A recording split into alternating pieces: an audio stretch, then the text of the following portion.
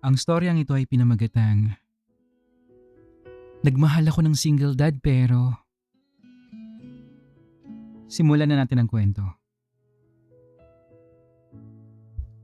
Hi, ako si Alex, 26 years old from Batangas.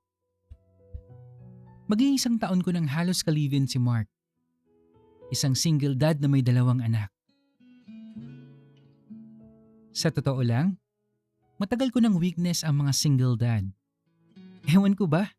Pero iba talaga yung dating sa akin ng lalaking marunong magdala ng responsibilidad habang nananatiling sobrang hot at masculine. Yung tipong may mature na aura, malalim ang boses, malinis manamit, at halatang sanay mag-alaga at magprotekta. At si Mark, siya mismo ang eksaktong klase ng lalaking hindi ko kayang iwasan. Guwapo, matangkad, lalaking-lalaki ang dating. Tapos meron siyang natural na appeal na hindi mo kailangang pilitin eh. Kahit simpleng naka-white shirt lang siya, habang buhat-buhat ang anak niya, grabe na kagad yung tibok ng puso ko. Siguro kaya sobrang nahulog ako kay Mark. Dahil iba rin siya magmahal. Yung yakap niya, ramdam na ramdam mo na safe ka. Kapag magkasama kami sa kama, doon ko mas nararamdaman yung pagiging dominante at masculine niya. Hindi man siya showy sa salita pero sa paraan ng paghawak, pagyakap, at pag-aalaga niya sa akin, doon ako lalong nanghihina. Iba si Mark. Minsan naisip ko, iba talagang dating ng isang lalaking sanay maging ama. Mature, maalaga, pero may tigas at tapang pa rin ng bilang lalaki. At sa bawat gabing magkatabi kami, mas lalo kong nararamdaman kung bakit siya ang naging kahinaan ko. Alam kong hindi magiging madali ang relasyon namin.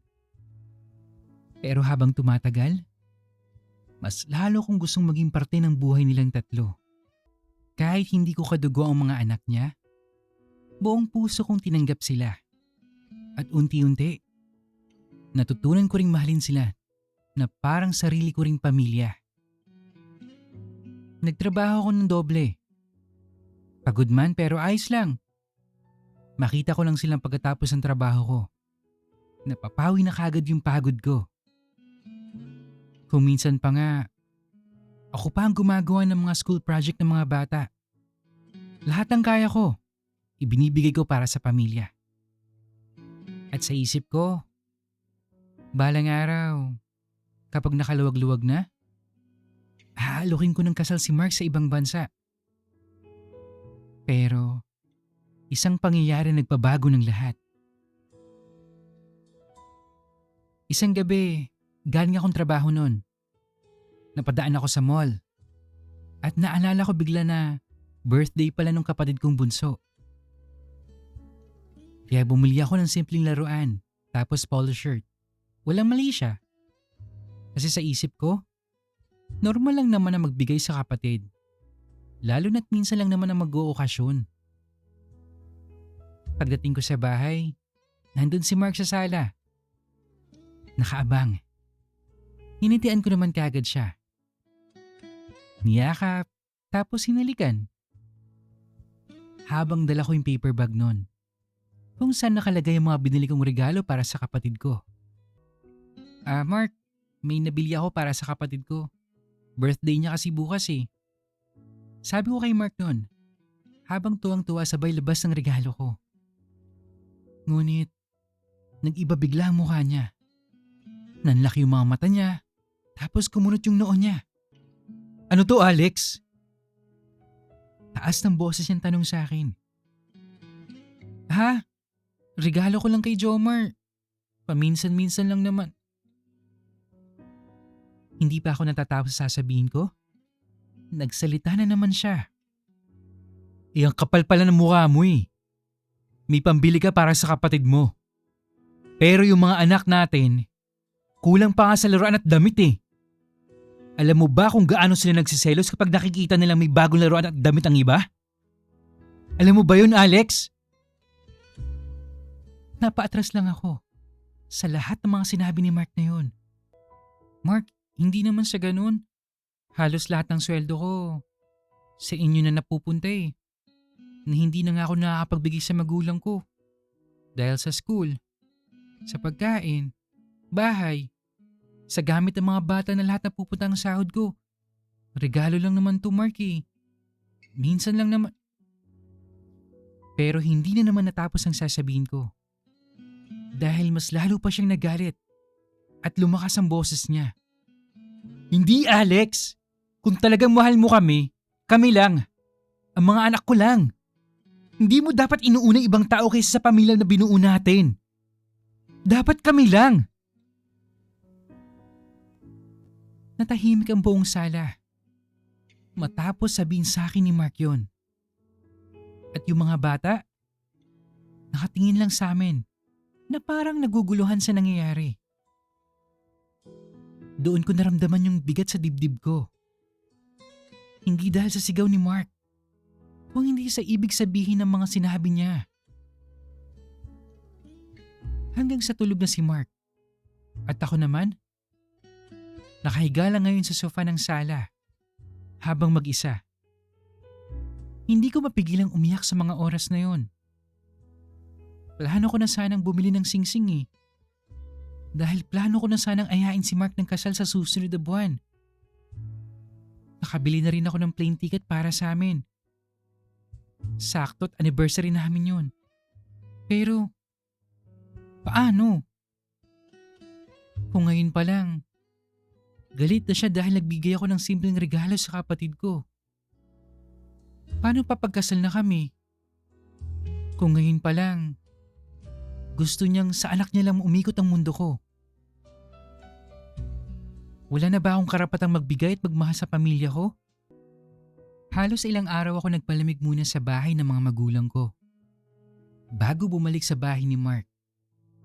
Doon kami nag-usap ng huling seryosong pag-uusap. Mark, alam mo, mahal na mahal kita. Mahal ko rin yung mga anak mo. Kaya nga, halos lahat ng kinikita ko, napupunta lahat sa inyo.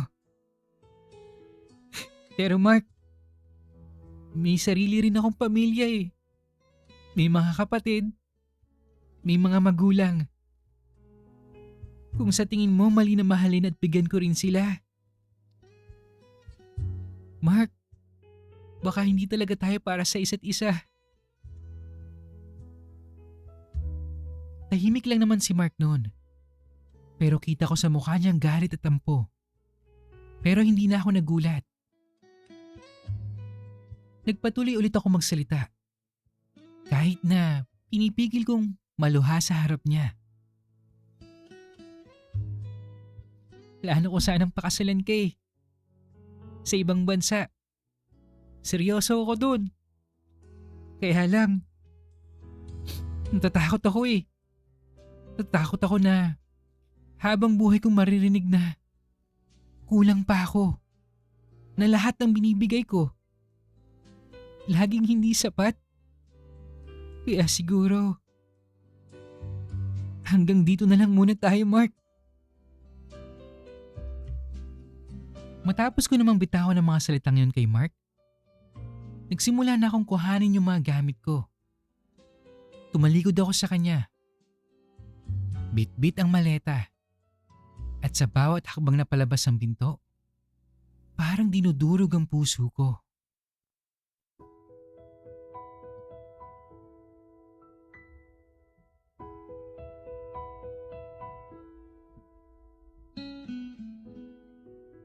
Tatlong taon na ang lumipas. Nagpatuloy ako sa trabaho. Unti-unti, bumalik ang buhay ko sa dati. Hindi man ganap na buo. Natuto akong mahalin ulit ang sarili ko. At ang pamilya kong napabayaan ko na mula nang makasama ko si Mark. Nakabili ako ng motor para sa tatay ko. Napag-aral ko pa yung mga kapatid ko sa kolehiyo. At bawat bagay na naibigay ko, doon ko naramdaman ang kaluwagan ng loob. Yung pakiramdam na wala akong hinihiling kapalit kundi ang makita silang masaya at maging sapat ako sa mga bagay na naibibigay ko. Isang araw nasa grocery store ako. Pagliko ko sa isang aisle, bigla akong nakita si Mark. May bitbit siyang basket. Kasama ang 2 anak niya na mas malaki na ngayon. Nagkatikingan kami at sandali ako natigilan. Nakita ko rin sa mga mata niya ang pagkabigla. May gustong lumabas na salita sa aming mga bibig pero pareho kaming walang nabigkas na salita. Hanggang sa lumapit yung bunso ni Mark sa kanya. Sabay sabing, "Papa, tara na." Ngumiti na lang ako ng konti kay Mark. Natinagon naman niya ng isang tipid na tango. Habang naglalakad sila papalayo, napabuntong hininga ako. Hanggang ngayon, ramdam kong mahal ko pa rin talaga sila. Totoo yun. Pero tama rin naman ang naging desisyon kong umalis.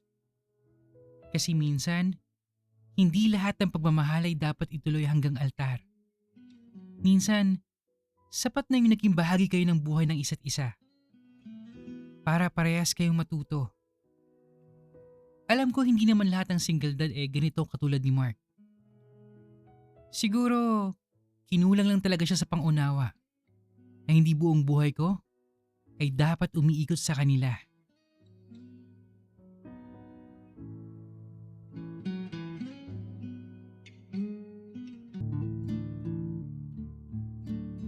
Yes, Jerry! Sino dito guys yung weakness ay yung mga daddy type, ha? Umamin na kayo. Yung tipong pag may gwapong single dad na nakasando, may hawak na bata, tapos ang lalim pa ng boses. Pero seryoso, minsan kasi kapag sobra nating mahal ang isang tao, willing tayong ibigay halos lahat. Oras, pagod, pera, at pati yung sarili nating pangangailangan. At ginawa lahat yun ni Alex para kay Mark at sa mga anak nito. Hindi biro ang tumayo bilang pangalawang magulang sa mga batang hindi mo naman kadugo. Pero syempre, importante ring tandaan na kahit gaano mo kamahal ang partner mo, hindi ibig sabihin nun, kailangan mo nang kalimutan ang sarili mong family. Hindi porket may binuo kayong relasyon, mawawala na yung karapatan mo magmahal at tumulong sa magulang o sa mga kapatid mo. And also, just wanted to add na yung pagtulong sa family at kapatid, may hangganan din. Hindi habang buhay, ikaw ang sasalo sa lahat ng pangarap at responsibilidad nila. Magkaiba ang tumulong sa bumuhay, guys. Kasi minsan, sa sobrang bait natin at sa sobrang gusto nating makabawi sa family, hindi natin namamalayan na unti-unti na pala nating kinakalimutan yung sarili nating future. Yung tipong lahat ng kinikita mo napupunta na lang sa ibang tao. Sa bills nila, problema nila, pangarap nila. Habang ikaw, na-stuck ka sa parehong sitwasyon. Doon naman sa side ni Mark, nagkamali si Mark hindi sa pagiging protective niya bilang ama. Kung hindi, sa gusto niya sa kanila lang umikot yung buong mundo ni Alex eh. Nakalimutan niyang bago naging partner niya si Alex, anak at kapatid muna siya ng sarili niyang pamilya. At para sa akin, sobrang mature nung naging desisyon ni Alex na umalis eh. Kasi minsan, kahit mahal mo pa yung tao, kailangan mong piliin yung relasyon na may respeto at pangunawa. Hindi mo kailangang ubusin ang sarili mo para lang mapatunayan na mahal mo sila. Ang pagmamahal kasi, hindi dapat competition kung sino yung mas mahal. Hindi dapat pinapapili ka sa pagitan ng partner mo at ng pamilya mo. Kapag mahal ka talaga ng isang tao, maiintindihan niya na may puso ka rin gustong alagaan ang mga taong nauna sa buhay mo bago pa siya dumating. At totoo rin yung sinabi ni Alex sa huli. Hindi lahat ng single dad ay katulad ni Mark. May mga single parent pa rin naman na marunong umintindi, marunong magbigay ng space at kayang tanggapin na hindi lang sa kanila umiikot ang buong buhay ng partner nila. Kaya para sa mga nasa relasyon ngayon, guys, magmahal kayo ng buo. Pero huwag niyong kalilimutan ang sarili niyo. Huwag niyong hayaang dumating sa punto na ubos na kayo kakabigay. Pero kayo mismo, wala lang natitira. Kasi ang tunay na pagmamahal, hindi dapat isang tao lang lagi nagsasakripisyo. Dapat pareho kayong marunong umintindi, mag-adjust at magbigay ng respeto sa buhay ng isa't isa. Kayo guys, ano sa tingin nyo? Tama ba yung naging desisyon ni Alex na iwan si Mark kahit mahal niya pa to? O dapat ba mas inintindi na lang niya yung sitwasyon bilang single dad si Mark? At para sa inyo, hanggang saan lang ba dapat ang pagtulong sa partner at pamilya bago mo maramdamang nauubos ka na rin? Comment your thoughts below guys, gusto kong malaman yung side nyo dito. Baka may mga nakaka-experience na rin ng ganitong sitwasyon. If you enjoy our story, don't forget to hit like, comment, subscribe, and hit the notification bell para updated ka sa mga news stories natin. And of course guys, please continue sending your stories sa mendamanstories@gmail.com. Malay mo next time, kwento mo naman ang mabigyan ng buhay dito. Yun lamang po at maraming salamat sa patuloy na pakikinig. Hanggang sa muli.